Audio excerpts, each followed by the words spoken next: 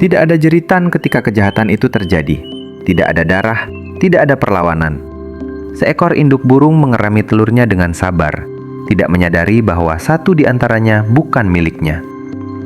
Tidak ada tanda mencolok. Warna telur serupa, ukurannya hampir sama. Alam tidak memberi peringatan apapun. Burung kedasih tidak datang sebagai perusak. Ia datang sebagai penyamar. Dalam hitungan detik, telurnya ditinggalkan di sarang burung lain. Lalu ia pergi, tidak kembali, tidak menunggu, tidak peduli. Seluruh masa depan keturunannya kini berada di tangan makhluk lain yang tidak pernah diberi pilihan. Dari luar, burung kedasih tampak biasa. Tubuhnya ramping, suaranya melengking, bahkan indah bagi sebagian orang.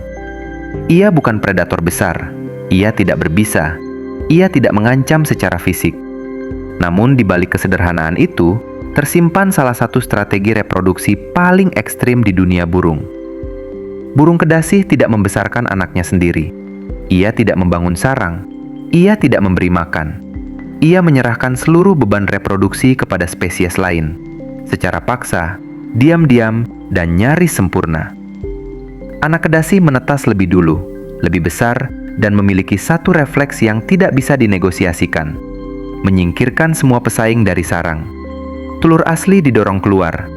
Anak burung inang jatuh, mati tanpa pernah tahu apa yang terjadi. Induk asuh tetap memberi makan, bukan karena bodoh, tetapi karena naluri tidak mengenal kebenaran. Yang ia lihat hanyalah mulut terbuka dan suara minta hidup. Di titik ini, burung kedasih sering disebut jahat, licik, parasit. Namun alam tidak mengenal istilah itu. Burung kedasih tidak melanggar aturan. Ia mengikuti aturan yang berbeda. Aturan tentang bertahan hidup di dunia yang tidak memberi cukup waktu, ruang, atau jaminan. Ia tidak membunuh dengan taring. Ia tidak merebut dengan kekuatan. Ia menang dengan presisi, menitipkan masa depan pada sistem yang tidak pernah dimintai persetujuan. Dan disinilah konflik sesungguhnya dimulai. Karena burung kedasih bukan sekedar burung. Ia adalah cermin tentang bagaimana alam bekerja ketika empati tidak relevan, keadilan tidak dihitung, dan keberhasilan hanya diukur dari satu hal. Siapa yang berhasil meneruskan hidupnya dengan cara apapun. Burung kedasih tidak menjadi parasit karena kebetulan. Strategi ini adalah hasil seleksi alam yang sangat spesifik, mahal, dan penuh resiko. Namun bekerja terlalu efektif untuk ditinggalkan. Secara biologis, burung kedasih adalah spesialis brood parasite obligat. Artinya, ia tidak mampu menjalani reproduksi normal tanpa memanfaatkan spesies lain. Otot pembentuk sarang menyusut. Perilaku mengasuh anak menghilang. Seluruh energinya dialihkan ke satu tujuan, produksi telur yang tepat sasaran. Dan tepat di sini berarti ekstrim. Betina kedasih mampu mengenali puluhan spesies burung inang. Ia menghafal lokasi sarang, waktu bertelur, bahkan pola penjagaan induk. Dalam satu kunjungan singkat, sering kurang dari 10 detik, ia menjatuhkan telurnya dan membuang satu telur asli inang. Semua dilakukan tanpa perkelahian, tanpa kejaran, tanpa suara. Telurnya sendiri bukan telur biasa. Ukuran, warna, pola, bahkan kilap cangkangnya meniru telur inang dengan presisi tinggi. Ini bukan kebetulan visual, melainkan hasil koevolusi panjang. Burung inang belajar mengenali telur asing, sementara kedasih berevolusi untuk menyamarkan telurnya semakin sempurna. Perlombaan senyap ini berlangsung ribuan generasi, tanpa pemenang mutlak. Keunggulan terbesar kedasih tidak berhenti di telur. Embrio anaknya berkembang lebih cepat. Ia menetas lebih awal, kadang 1 hingga 2 hari lebih cepat dari telur inang. Ketika itu terjadi, tubuh kecilnya sudah membawa satu program saraf bawaan, refleks mendorong. Ia belum bisa melihat, ia belum bisa terbang, namun ia tahu satu hal, sarang tidak boleh dibagi. Dengan punggungnya, ia mendorong telur dan anak burung lain keluar. Tidak ada agresi sadar, tidak ada kebencian. Hanya rangkaian impuls saraf yang memastikan seluruh makanan jatuh pada satu mulut. induk inang tetap memberi makan. Naluri tidak mengenal genetik. Yang ia respon hanyalah rangsangan, suara lapar, gerakan, dan mulut terbuka. Anak kedasih tumbuh lebih besar dari induk asuhnya sendiri. Namun sistem tetap berjalan, tanpa koreksi. Di titik ini, strategi burung kedasih terlihat kejam. Namun dari sudut pandang biologi, ini adalah efisiensi ekstrim. Ia memindahkan seluruh resiko pengasuhan, cuaca, predator, kelaparan, kepada makhluk lain. Ia membayar mahal di tahap awal dan hampir tidak menanggung apapun setelahnya. Alam tidak menyebut ini licik. Alam menyebutnya berhasil. Ketika anak burung kedasi tumbuh di sarang yang bukan miliknya, konsekuensinya tidak berhenti pada satu keluarga burung. Dampaknya merambat ke tingkat yang lebih luas, ke populasi, ke komunitas, dan ke keseimbangan ekosistem. Induk inang bekerja lebih keras dari yang seharusnya. Ia memberi makan satu anak yang ukurannya terus membesar, suaranya semakin keras, dan kebutuhannya jauh melampaui anak kandungnya sendiri. Energi yang seharusnya dibagi untuk beberapa keturunan, kini terkuras untuk satu makhluk asing. Musim kawin berikutnya tertunda. Kondisi tubuh menurun. Tingkat keberhasilan reproduksi jangka panjang ikut terganggu. Namun yang paling kejam dari sistem ini bukan kelelahan induk inang, melainkan hilangnya satu generasi. Telur-telur asli tidak gagal karena penyakit atau predator. Mereka hilang karena digeser keluar, sebelum sempat memiliki kesempatan hidup. Dari sudut pandang populasi, ini berarti tekanan konstan yang tidak pernah terlihat sebagai peristiwa besar, tetapi terus bekerja pelan, generasi demi generasi. Menariknya, tidak semua spesies inang runtuh. Sebagian mulai bereaksi. Ada burung yang belajar mengenali telur asing dan membuangnya. Ada yang meninggalkan sarang dan bertelur ulang. Ada pula yang membangun sarang baru di atas sarang lama, mengubur telur kedasih di bawah lapisan baru. Inilah titik di mana alam tidak lagi pasif. Ia merespons. Namun setiap respons memiliki harga. Membuang telur sendiri karena salah mengenali berarti kehilangan keturunan. Meninggalkan sarang berarti kehilangan waktu dan energi. Tidak ada solusi tanpa resiko. Dan burung kedasih memanfaatkan dilema ini dengan presisi. Di beberapa wilayah, hubungan ini mencapai titik seimbang yang rapuh.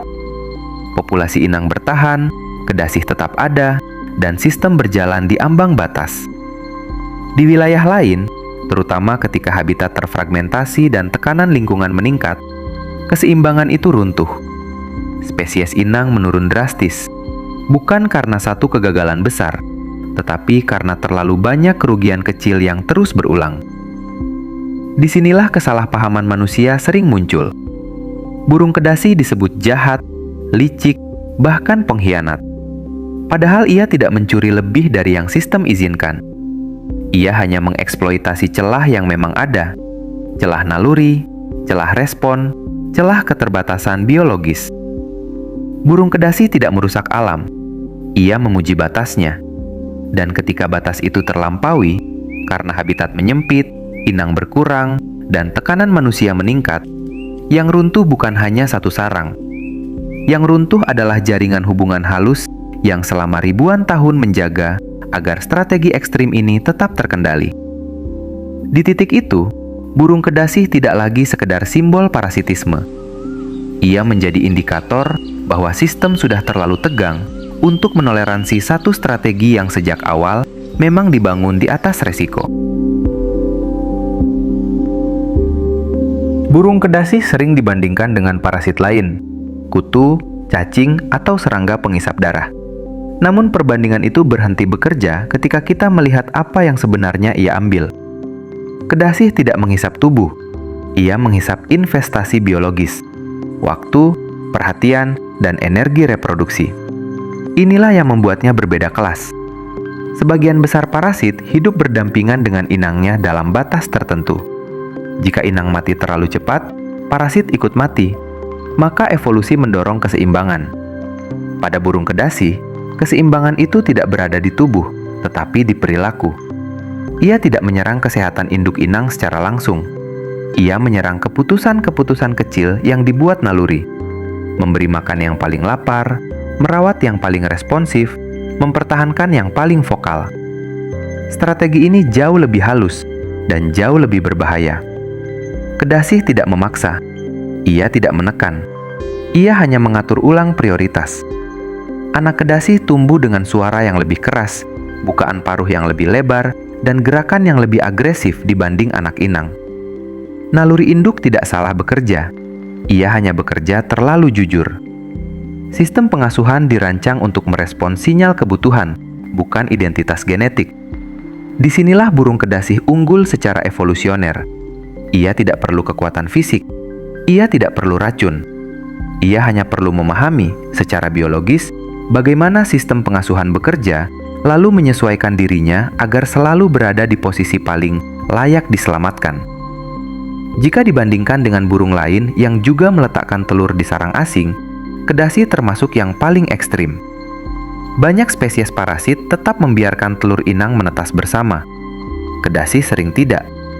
Anak kedasih mendorong, menyingkirkan, atau menghabiskan sumber daya hingga anak lain mati.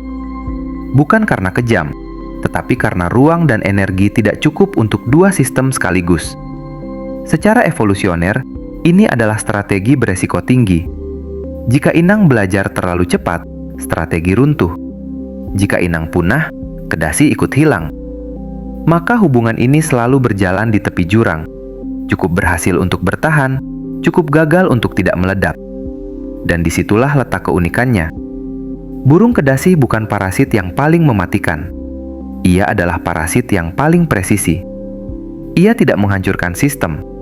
Ia menumpang tepat di titik paling rapuhnya, naluri merawat, dan membiarkan sistem itu meruntuhkan dirinya sendiri, perlahan, tanpa satupun luka yang terlihat. Itulah sebabnya burung ini terus bertahan selama ribuan tahun. Bukan karena ia kuat, tetapi karena ia tahu bagian mana dari alam yang tidak pernah dilindungi oleh logika, hanya oleh kepercayaan naluri. Hubungan manusia dengan burung kedasih hampir selalu emosional, bukan ilmiah. Ia disebut jahat, licik, pemalas, penipu. Bukan karena ia merusak ladang atau memangsa ternak, tetapi karena ia melanggar satu nilai yang sangat manusiawi, merawat anak sendiri. Di banyak budaya, kedasih dijadikan simbol pengkhianatan. Cerita rakyat, peribahasa, hingga dongeng anak-anak menempatkannya sebagai makhluk yang curang, hidup dari jerih payah orang lain. Penilaian ini jarang berhenti untuk bertanya satu hal penting. Apakah alam pernah berjanji bahwa reproduksi harus adil? Secara biologis, apa yang dilakukan kedasih bukan penyimpangan moral, melainkan strategi hidup. Ia muncul di lingkungan dengan tekanan tinggi, persaingan sarang ketat, dan tingkat kegagalan reproduksi besar. Dalam kondisi seperti itu, merawat anak sendiri bukan selalu pilihan paling efisien. Evolusi tidak menghargai niat baik. Ia hanya menghitung hasil. Menariknya, kedasih justru mempengaruhi cara manusia memahami pengasuhan.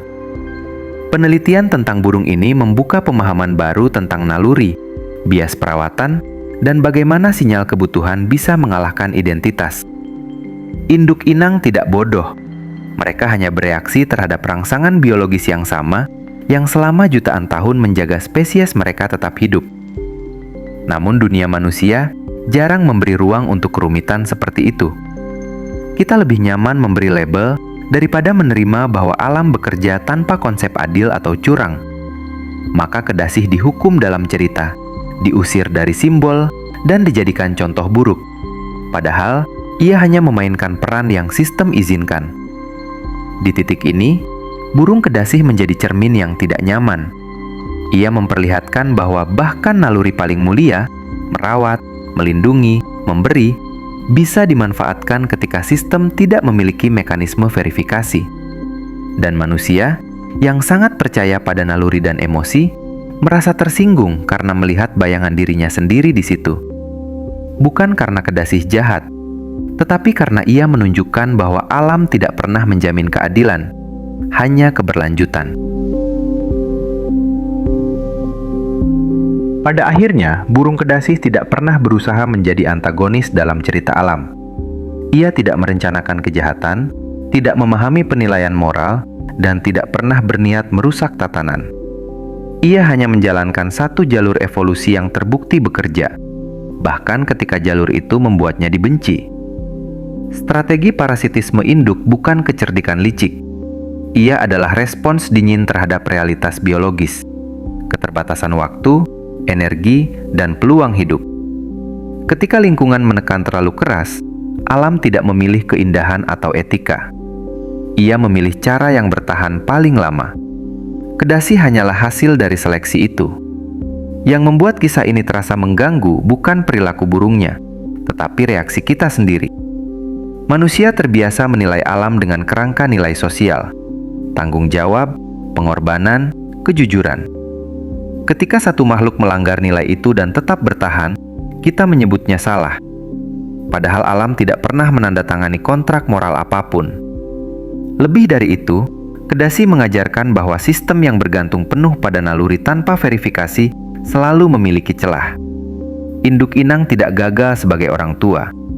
Mereka berhasil sebagai makhluk biologis, merespons sinyal paling kuat yang selama jutaan tahun menyelamatkan keturunan mereka sendiri. Kedasi hanya memanfaatkan bahasa yang sudah ada.